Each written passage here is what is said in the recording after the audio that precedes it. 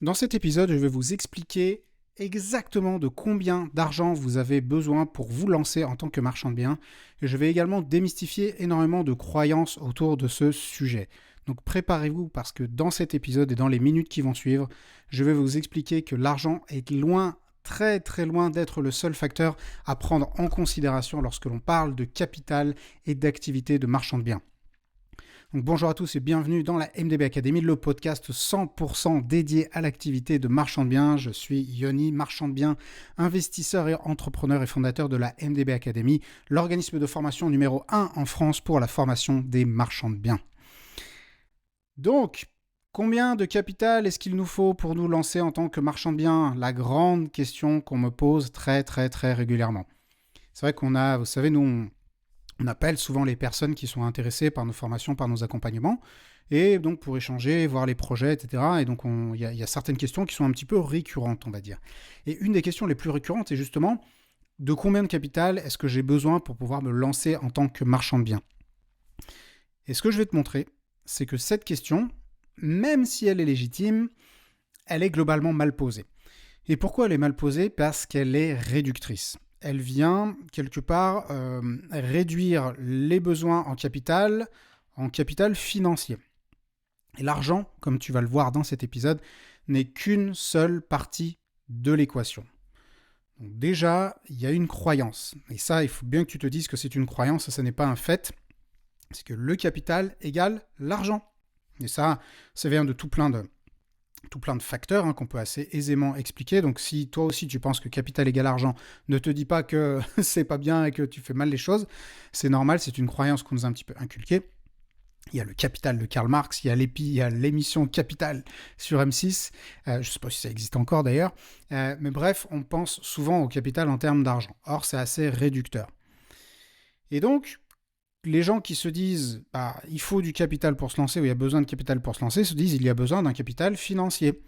Et par conséquent se disent que si elles n'ont pas un gros compte en banque, si elles n'ont pas une énorme épargne, eh ben c'est foutu, elles vont pas pouvoir se lancer, elles vont pas pouvoir réussir en tant que marchand de biens. Et donc quelque part elles s'auto-sabotent puisqu'elles s'auto-excluent du jeu de l'entrepreneuriat dans l'immobilier. Et en réalité, le capital financier n'est qu'un capital parmi tant d'autres. Ça, je veux vraiment que vous acceptiez pour l'instant de remettre en question les croyances que vous avez autour du capital. Et ça va, je l'espère, cet épisode va vous remodeler vos croyances. Alors, il y a 4 formes de capital qui sont nécessaires pour pouvoir non seulement se lancer, mais également perdurer et pour réussir, on va dire, dans le long cours en tant qu'entrepreneur et en tant que marchand de biens. Il y a bien sûr le capital financier. Moi, je ne fais pas partie de ceux qui vont vous dire « Mais oui, bien sûr, tu peux te lancer sans apport, sans financement, sans une thune, sans connaître personne, sans avoir aucune connaissance. Et bien sûr que tu vas faire des millions, comme certains vous le promettent, moyennant 10 ou 15 000 balles par an. » Donc vous savez, si vous suivez un petit peu nos réseaux, qu'on a l'habitude d'essayer de porter plutôt un message de vérité et que si vous voulez vous lancer, à un moment donné, il va vous falloir un petit peu d'argent quand même. Donc il va y avoir le capital financier, ça je vais en parler.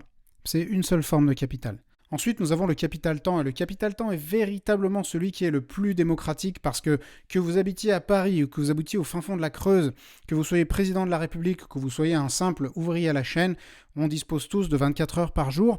Et également, à partir du moment où on se lève, on a le soleil qui se lève en même temps, on a le soleil qui se couche en même temps, qu'on soit riche, pauvre, en bonne santé, en mauvaise santé, bref, c'est le capital le plus démocratique qui soit. Et il est souvent beaucoup trop négligé par les personnes qui se lancent. Et on va développer à ce sujet. Ensuite, on a le capital énergie. Et là aussi, on n'est pas tous égaux. Là, pour le coup, c'est comme le capital financier.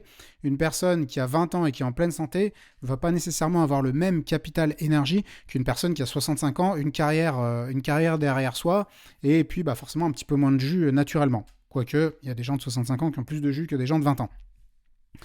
Mais il y a le capital énergie qui est extrêmement important. Et enfin, il y a le capital intellectuel, le capital de connaissances que vous détenez. Et on va développer sur tous ces sujets plus tard. Mais on va parler d'argent concrètement parce que le sujet du podcast, c'est quand même de combien de capital est-ce que vous avez besoin pour vous lancer. Et comme vous le savez, moi, j'aime pas trop la langue de bois. J'aime pouvoir répondre concrètement aux questions qui me sont posées. Donc, partie numéro 1, le capital financier. Déjà, je vais remettre un petit peu les choses à leur place. C'est ce que je vais faire dans cette partie-là globalement. Il faut admettre qu'il faut un minimum d'argent. Ça ne sert à rien de vous lancer en vous disant moi j'ai que 5000 balles et puis je vais tout mettre dans une formation, je vais essayer de tout mettre dans un accompagnement, comme on a vu certains qui sont allés se dépouiller en achetant des programmes qui leur promettaient monts et merveilles moyennant 5000 balles. Ne faites surtout pas ça. Vous avez besoin d'un petit peu d'argent pour lancer votre activité. Pourquoi ? Alors la prospection, ça coûte rien. Quand vous vous lancez, un peu de frais d'essence, de trucs comme ça, mais c'est véritablement négligeable. Par contre, à partir du moment où vous allez trouver une opportunité potentielle, il va falloir la travailler, il va falloir la mettre un petit peu sur pied. Et il va y avoir des premiers frais que vous allez devoir débourser de votre poche, que vous travaillez avec un investisseur ou non. Dans un premier temps, votre toute première opération, à un moment donné, il va falloir débourser un petit peu d'argent par vous-même. Je pense aux premières études que vous allez devoir faire, éventuellement faire venir le géomètre, faire ce genre de choses, où là, il va falloir dépenser quelques milliers d'euros.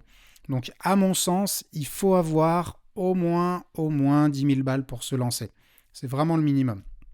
D'ailleurs, petite anecdote, petite confidence, personnellement, j'avais 10 000 balles lorsque je me suis lancé dans l'activité d'achat-revente en 2013. C'est le capital avec lequel j'ai démarré. Donc, c'est vraiment le minimum du minimum. Après, si vous avez plus, c'est tant mieux. Il vaut mieux être riche et bien portant que pauvre et en mauvaise santé. Mais je dirais qu'il faut, pour être tranquille, aller 20-30 000 balles, c'est déjà pas mal. Ça ne va pas nécessairement vous permettre d'aller chercher des opérations en solo. Ça va vous permettre de vous mettre le pied à l'étrier. Dites-vous bien que vous allez vite vous retrouver limité par vos propres fonds, par vos fonds propres et donc par le capital dont vous disposez. Mais ça, ce capital, il vous permet d'enclencher une première opération. Il ne sera pas suffisant pour aller réaliser cette première opération en solo. Mais si vraiment vous n'avez pas d'argent, la toute première opération, elle sera difficile à aller faire en solo. Il faudra essayer de vous adosser à une personne qui a de l'argent. Et on va y revenir. En tout cas, il faut beaucoup moins d'argent que ce que les gens imaginent. Parce que beaucoup de personnes s'imaginent qu'elles doivent fonctionner uniquement sur leur propre argent. Donc, elles s'imaginent travailler seules, en silo, dans leur couloir de nage, et puis forcément, on est limité par ses propres moyens. J'ai une confidence à vous faire. Que vous ayez 20 000 sur votre compte en banque ou 1 million d'euros sur votre compte en banque, à un moment donné, vous serez toujours limité par vos fonds propres. Je ne connais pas de personne qui ait des fonds illimités. Alors, il y a des gens qui ont vraiment énormément d'argent, mais 98% des entrepreneurs, des personnes sur Terre, se trouvent forcément à un moment donné limités par leur propre capacité financière.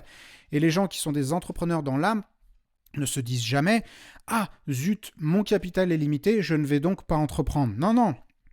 Il y a une bonne idée, il y a une opportunité, il y a un projet à aller chercher, à aller transformer. Je vais d'abord le mettre sur pied et ensuite, je vais aller chercher l'argent. Donc, tu seras toujours limité par ton propre argent. Et ce que tu dois te mettre en tête, c'est que tout l'argent qui va servir à réaliser des opérations, à constituer des fonds propres pour tes premiers dossiers, ne vient pas nécessairement de ton compte en banque. Ok ? Il y a des personnes qui ont de l'argent, il faut pouvoir aller les chercher. Comment ? On va en reparler. Reste avec moi. Il y a les banques, bien sûr, qui vont pouvoir te prêter de l'argent. Il peut y avoir des associés potentiels, il peut y avoir des investisseurs, il peut y avoir tes amis, ta famille, tes collègues auprès desquels tu peux lever les premières sommes pour aller réaliser des premières opérations. Tu peux mettre en place toutes sortes de mécanismes qui existent pour pouvoir lancer tes premières opérations sans nécessairement disposer d'énormément de capital. Ça, il faut déjà que tu en sois convaincu, c'est la première chose, et que tu ne restes pas dans des croyances qui te font dire « Ah non, il faut que moi j'ai l'argent ». Et ensuite, il va falloir que tu apprennes à créer les opportunités pour ces personnes-là. C'est-à-dire que les investisseurs, les banques, les fonds, peu importe, ils ont besoin que toi, tu leur amènes une opportunité. Il faut que tu apprennes à créer une opportunité, et ça, on va en reparler dans la partie capital de connaissances et capital intellectuel. Donc, il va être important de créer de la valeur, de créer des opportunités pour les personnes qui ont des fonds. Il va falloir apprendre à le faire, il va falloir apprendre à connaître ces personnes. C'est tout l'intérêt d'ailleurs des formations, des accompagnements, mais je vais en reparler dans un instant. Il faut que je te dise, et que je te confesse d'ailleurs, que je partageais exactement ce mindset de manque, ces croyances limitantes lorsque j'ai démarré. Parce que lorsque j'ai démarré, moi je ne venais pas du tout de l'univers de l'immobilier, de l'univers de l'argent. J'ai démarré avec pas grand-chose parce que quand j'ai fini mes études, j'avais vraiment pas une thune. J'ai lancé une boîte de déménagement qui a été pas mal, etc. Mais j'ai surtout bien vécu dessus. Je n'ai pas énormément mis de côté. Et donc, j'avais ces 10 000 balles à peu près de capital dont je disposais. Et je m'imaginais vraiment que, il fallait se construire petit à petit. C'est pour ça que mes premières années en tant qu'entrepreneur dans l'immobilier, elles ont été très dures, elles ont été laborieuses en termes de progression parce que on s'est quasiment basé que sur notre propre argent. Et ça, c'est très difficile puisque ça nous a énormément limités. Si c'était à refaire, je le ferais complètement différemment. Et c'est exactement ce que je prêche aujourd'hui dans les contenus et dans les formations, ce que j'essaie d'expliquer aux gens, c'est les gars, je suis sorti de la caverne, j'ai vu la lumière, et il y a un autre univers à l'extérieur, il y a des arbres, il y a des oiseaux, ne restez pas dans la caverne, dans l'obscurité, juste avec les chauves-souris. Sortez, venez voir. Et c'est difficile à croire quand on est dans la caverne, puisqu'on s'imagine que il n'y a que ça qui existe comme réalité. Donc faites-moi confiance, ce monde-là, à l'extérieur, avec les investisseurs, il existe, et il y a énormément d'argent à aller chercher. Mais je le partageais vraiment, ce mindset, et ça m'a causé beaucoup de tort, et ça m'a énormément ralenti. C'est pour ça qu'aujourd'hui, j'essaie vraiment de convaincre les gens du contraire.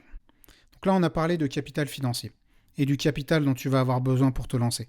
Donc encore une fois, je dirais que 10 000, c'est le grand minimum, et si tu peux avoir 20-30 000, c'est quand même beaucoup mieux. Et franchement, ce n'est pas des sommes qui sont extrêmement difficiles à rassembler.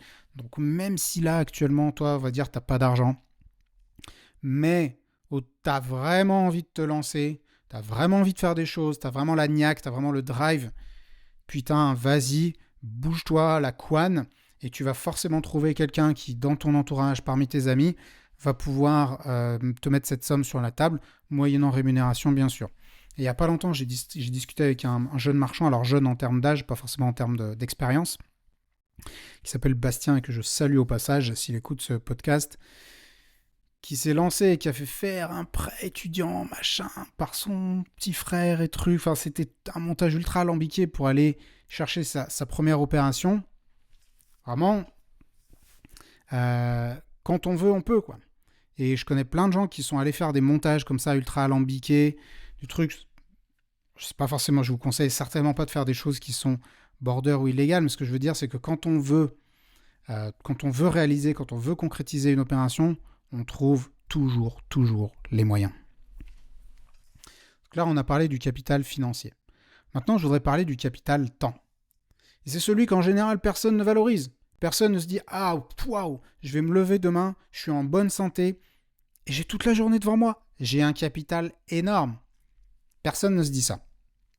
Et c'est bien dommage.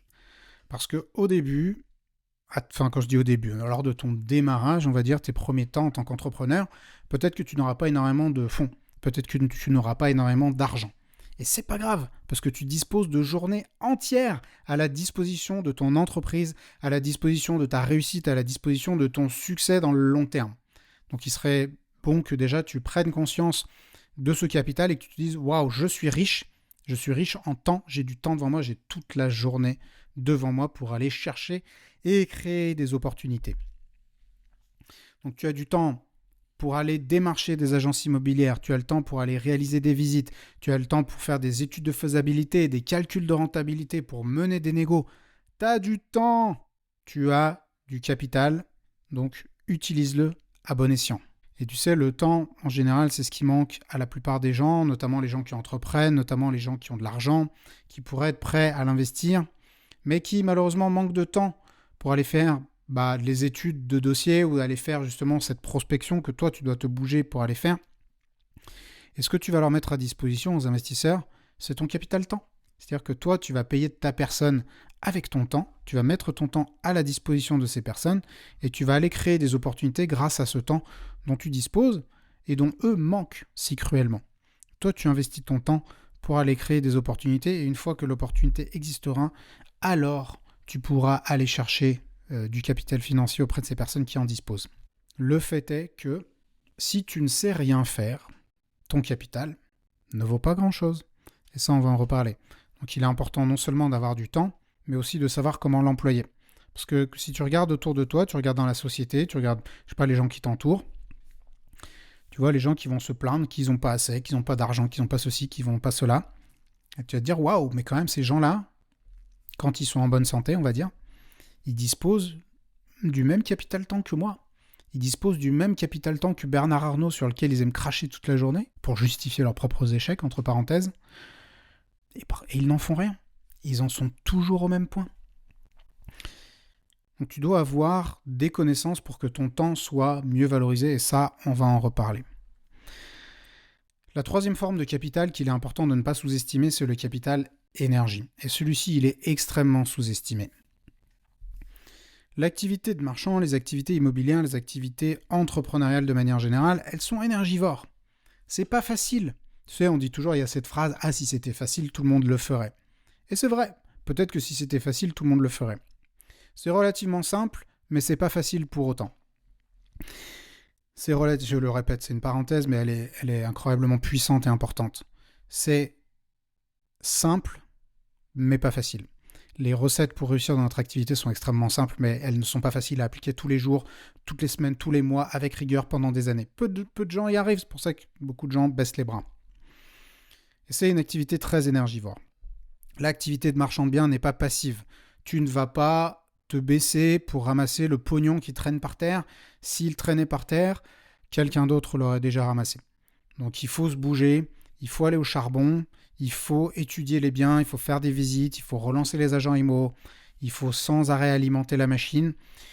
Surtout quand la machine est à l'arrêt, là ta machine c'est ton entreprise, elle est encore garée à quai, et il faut la lancer, il faut la propulser. Donc là, il lui faut un maximum d'énergie pour lui permettre de quitter le quai de la gare et pour pouvoir se propulser. Donc il faut que tu investisses de l'énergie. La question qui se pose c'est, est-ce que tu as de l'énergie ? Il y a beaucoup de gens qui, globalement, sont un peu rincés. Et quand tu es rincé, alors quand je dis sont rincés, peut-être tu peux sortir de burn-out, tu peux avoir des problèmes de santé, ou tu peux arriver déjà à un certain âge dans lequel tu te dis, bon, ben là, ça y est, j'ai quand même fait le taf et il y en a marre et je ne vais pas continuer à me fatiguer comme ça pendant des années. Et puis il y a d'autres personnes qui, elles, débordent d'énergie, ont la niaque, ont envie d'y aller. Donc si toi, tu fais partie de la deuxième catégorie, ce que tu dois te dire, c'est que tu vas aller mettre cette énergie à disposition. Tu vas la mettre à profit et tu vas l'investir dans le lancement de ton activité. Et une fois que tu l'auras investi, c'est comme ça que tu vas pouvoir trouver les opportunités. Et je le répète pas mal dans cet épisode, mais les opportunités, il faut aller les chercher et tu dois surtout les présenter vraiment prêtes à consommer pour les investisseurs. Pour les fonds, enfin que ce soit les investisseurs privés ou les investisseurs institutionnels, il faut que tu arrives, tu dis tiens, voilà, le truc, il est tout ficelé. Toi, tu n'as plus qu'à mettre l'argent. Et ça, je peux te dire qu'il va falloir que tu t'investisses et que tu t'investisses fort pour pouvoir les trouver. Donc, il faut que tu disposes d'un capital énergie qui soit important. Et là, cette énergie, je peux te dire qu'il faut que tu la préserves. Tu dois la préserver comme la prunelle de tes yeux. Elle est beaucoup plus importante que le capital financier. Parce que le capital financier, tu pourras toujours l'emprunter. Tu trouveras toujours de l'argent si toi, tu n'en as pas. Par contre, de l'énergie, si toi, tu n'en as pas, t'es mort. D'ailleurs, c'est simple, si tu as zéro énergie, c'est que tu es mort. Donc tant qu'il y a de l'énergie, il y a de la vie, et tu dois faire en sorte de préserver cette énergie le plus possible. Tu sais, souvent, on se dit, il faut avoir une bonne hygiène financière, il faut faire attention, pas dépenser plus que ce qu'on ne fait rentrer, et c'est très bien, d'ailleurs, c'est vrai, il faut faire très attention à ça, mais on ne le précise pas assez sur l'énergie, parce que la réussite en tant qu'entrepreneur, surtout dans l'immobilier, elle se fait sur le long terme. Si tu t'investis dans le long terme de manière régulière, c'est sûr que tu vas réussir, c'est sûr que tu vas t'enrichir, c'est sûr que tu vas changer ta condition économique. Et ce qu'on ne précise pas assez, c'est que tu dois apprendre à préserver ton capital énergie. Comment faire ça ? En quelques conseils simples, tu dois avoir une bonne hygiène de vie. Tu dois déjà faire tous les trucs de base. C'est con, tu vois, mais c'est des recettes, je ne vais pas réinventer la roue. Tu dois faire gaffe de te coucher toujours à peu près à la même heure, d'éviter les écrans le soir, d'éviter les trucs qui excitent, machin, éviter l'alcool, le café, le truc le soir.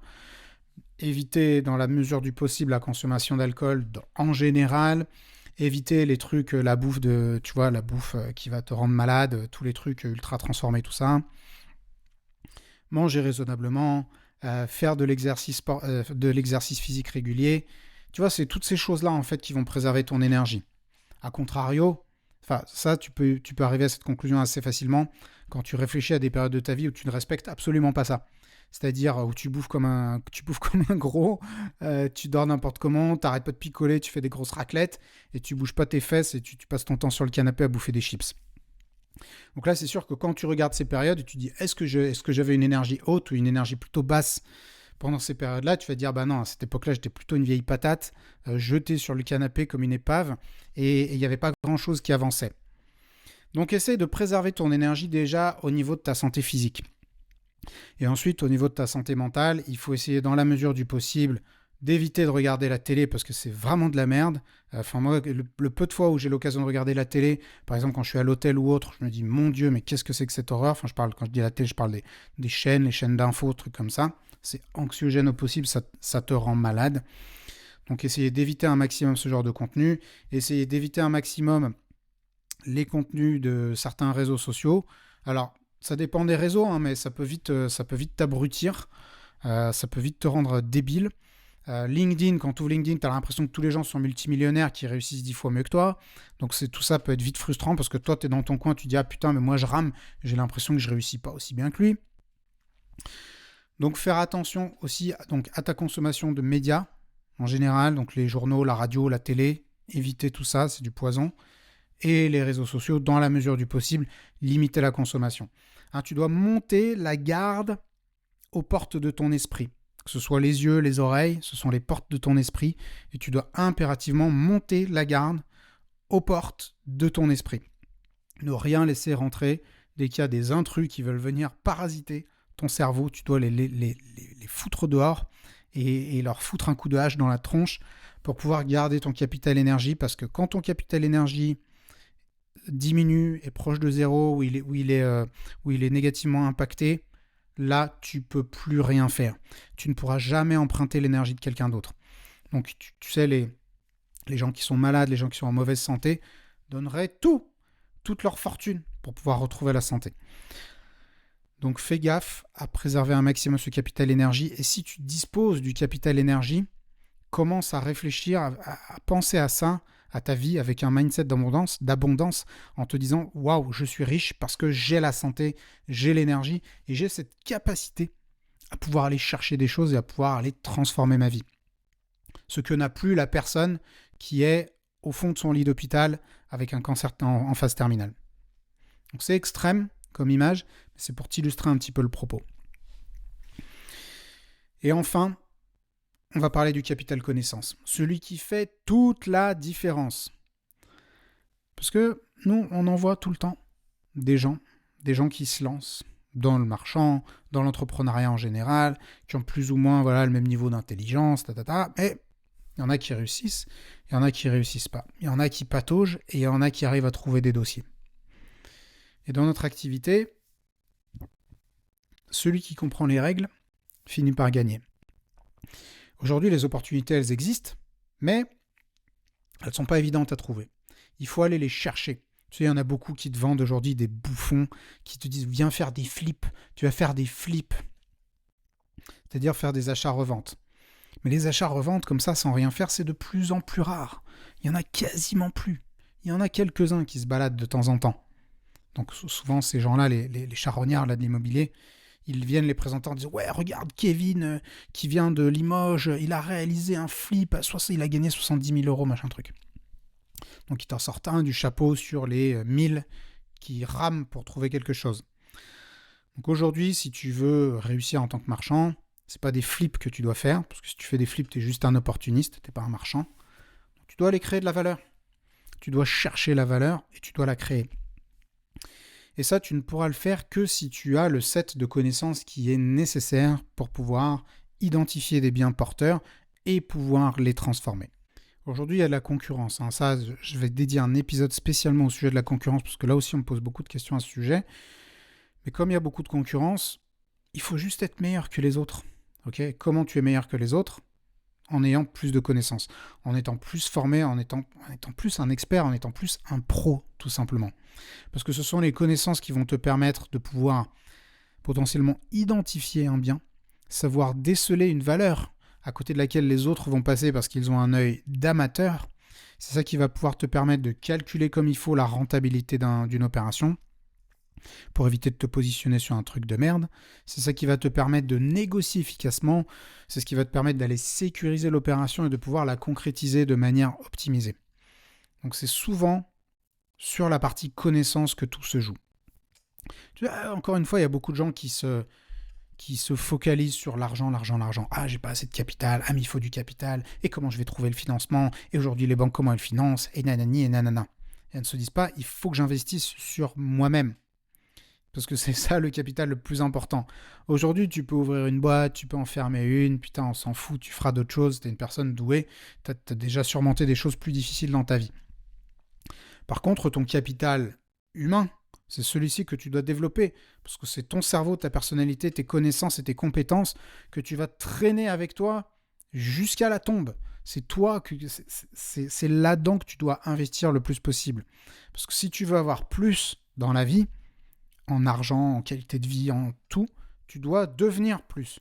Tu dois être plus que ce que tu es actuellement pour pouvoir attirer à toi plus de richesses, plus d'opportunités.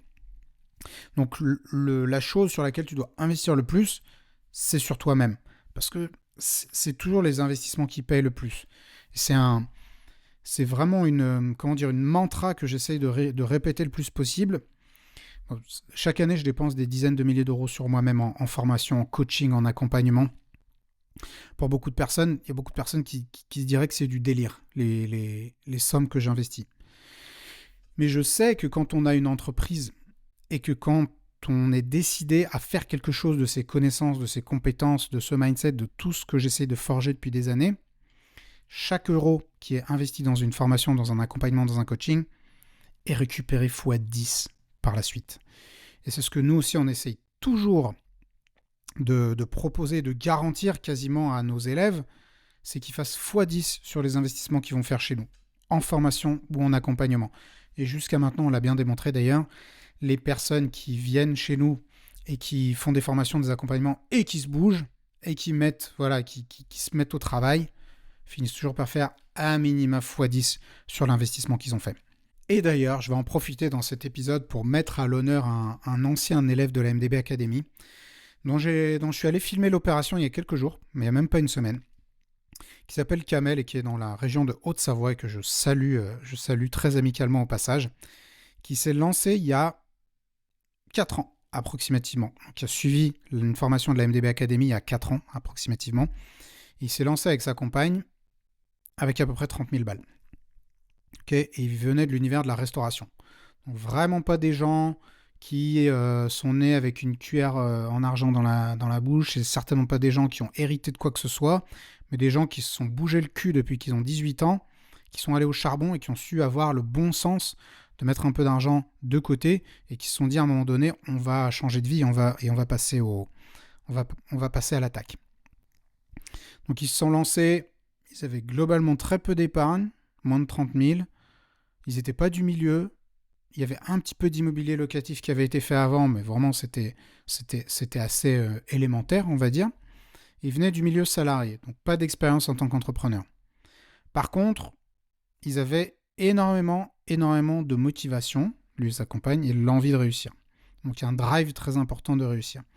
Donc il a mis en place les premières opérations, il est allé, je crois qu'il a fait une première opération à 50 000, c'était quelque chose d'assez simple. Et petit à petit, il a construit son truc. Il s'est fait son trou et il s'est fait sa réputation. Et là, je suis allé filmer une opération qu'il a mise sur pied. Il l'a déjà acheté. Ils sont en train de faire les travaux, ils sont en train de diviser, ils sont en train de revendre à 2,4 millions. 2,4 millions l'acquisition dans la région dans le secteur de Chamonix en Haute-Savoie. Donc les amis, prenez-en de la graine.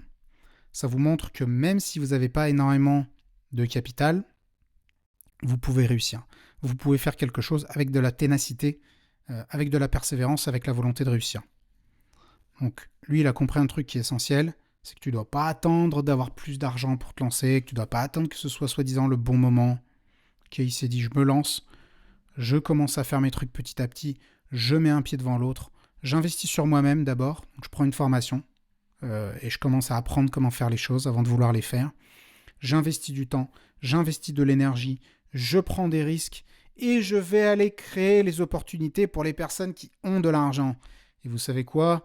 Il a trouvé pour cette opération un investisseur qui met qui met l'argent sur la table, qui met, je crois, 600 000 euros de fonds propres, plus des entrées au niveau des banques pour aller chercher un financement bancaire. Donc, chapeau l'artiste et à tous, vraiment, prenez exemple sur cette histoire que je vous ai racontée. D'ailleurs, la vidéo sortira sur YouTube dans courant, je pense, fin du premier trimestre 2026. Il y a énormément... L'autre point sur lequel je voulais insister aussi, c'est que si tu te focalises uniquement sur l'argent, quand tu parles de capital, tu dis combien de capital il faut pour se lancer, que tu penses uniquement à l'argent, tu vas passer à côté de l'histoire. Tu vas passer à côté de tout l'intérêt de la chose. Parce que ce qui va se passer déjà, c'est que donc tu omets 3/4 des capitaux dont tu as besoin, tu ne prends pas conscience de ça, tu entretiens un mindset de manque, ce qui est très mauvais quand tu veux te développer en tant qu'entrepreneur. Tu vas repousser ton passage à l'action. Et tu vas rejoindre le camp des défaitistes qui se disent que ce n'est pas le bon moment et qui attendent continuellement que ce soit le bon moment. Ok ? Et donc ils se disent non, c'est pas le bon moment, donc moi je vais pas me lancer. Et j'ai une confidence à te faire. Attention, breaking news. Il n'y a pas un moment qui va se passer où quelqu'un va venir toquer à ta porte et te dire « Allô, debout, c'est le bon moment, il faut te lancer. » Ça n'arrivera pas. Ok ? Donc, si tu te dis « j'ai pas assez de capital », tu te rends compte, il faut avoir ci, il faut avoir ça, tu vas attendre toute ta vie. Puis tu vas te réveiller à 65 ans et tu vas dire « mais c'est à cause du gouvernement, il y a trop d'impôts, et puis les banques, et puis c'est des méchants, et puis ceci, et puis cela. » Et à côté de ça, il y aura des personnes qui avaient exactement la même situation que toi et qui auront réussi.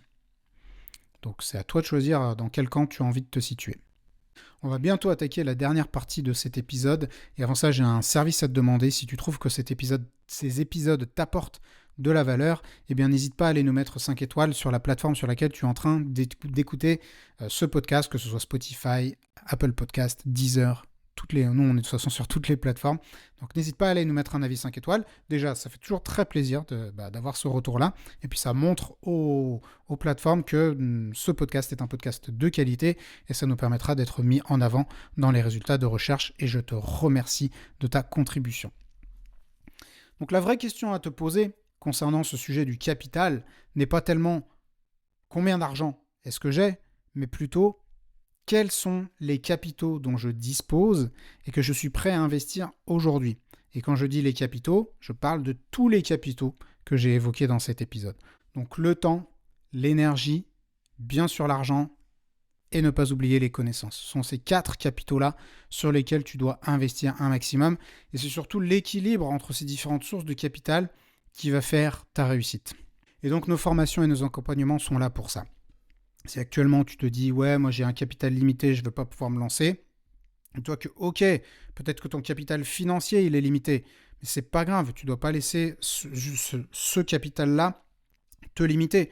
Donc investis sur toi-même et deviens une personne qui sait attirer les opportunités, qui sait les dénicher et qui va attirer à elle du capital. Pour ça, tu dois investir sur toi-même. Il faut quand même un minimum de capital financier, comme je l'ai expliqué. D'ailleurs, il n'y a pas longtemps, j'ai eu une personne au téléphone, alors je ne prends plus d'appels depuis longtemps, d'appels de vente, de formation, mais c'était une personne qu'on m'avait recommandée, enfin bref, d'une connaissance, une connaissance. Donc j'ai appelé la personne pour l'aiguiller, et lui voulait prendre notre accompagnement MDB 360, donc notre accompagnement premium, et donc je fais ma découverte, etc. Puis au bout d'un moment, je lui demande de combien de capital est-ce qu'il dispose pour lancer son activité. Donc il me dit, moi j'ai X milliers d'euros. Et là, je me dis, ah ouais, ok, c'est globalement le prix de l'accompagnement. Il me dit, moi, c'est cet accompagnement-là que je veux rejoindre. Et je dis, mais écoute, moi, ma conscience ne me laissera pas te vendre cet accompagnement parce que il te faut un peu d'argent. Il est hors de question, enfin, moi, j'aurais pu lui vendre, il était acheteur. J'aurais pu dire, tiens, voilà l'accompagnement. Et j'aurais eu l'impression de vendre une télé grand écran à une personne au RSA avec un crédit à la conso. Et c'était vraiment pas ce que je voulais. Je veux pouvoir me regarder dans la glace à la fin de la journée. Donc je lui dis, écoute, si tu veux absolument lancer cette activité, prends notre formation pour les personnes qui débutent. Ça te laissera de l'argent de côté. Tu iras trouver des opportunités. Tu fais ta première opération et après, tu seras toujours le bienvenu dans notre programme d'accompagnement. Mais ce qui est important, c'est de toujours pouvoir garder un petit peu d'argent de côté pour pouvoir faire les premières dépenses sur votre première opération. Et beaucoup de gens, au sujet des formations, on peut démarrer avec des formations qui sont approximativement à 3 000 euros. On a déjà des formations chez nous qui sont vraiment de grande qualité et qui vous permettront très très très largement de vous lancer. Notamment, Kamel dont je parlais, il a fait cette formation-là, qui est notre formation MDB Pro pour les personnes qui débutent. Donc elles sont très largement suffisantes pour pouvoir vous lancer et pour pouvoir aller ensuite chercher des opportunités et les transformer. En conclusion de cet épisode, le capital financier, il est important. Il ne faut pas le nier, il ne faut pas faire partie de ceux qui disent « Ah non, tu peux te lancer sans avoir d'apport, sans financement, sans truc, sans condition, sans sortir de chez toi. » Il faut de l'argent, il faut du capital financier. Mais, premièrement, c'est pas obligé qu'il t'appartienne de manière exclusive. Et ensuite, il ne fait pas tout. Puisque, comme on l'a vu, le temps, l'énergie et les connaissances sont souvent beaucoup plus décisifs. Ce sont ces trois formes de capital-là qui vont te porter dans la réussite dans le long terme. Et si tu les utilises à bon escient, si tu les utilises avec sagesse et si tu les dépenses, on va dire, de manière efficiente, eh bien l'argent va toujours finir par arriver. Parce que lorsqu'on s'investit avec rigueur, avec sérieux, avec professionnalisme, avec constance dans le long terme, on finit toujours par réussir. Les amis, j'espère que cet épisode vous a plu et je vous dis à la prochaine.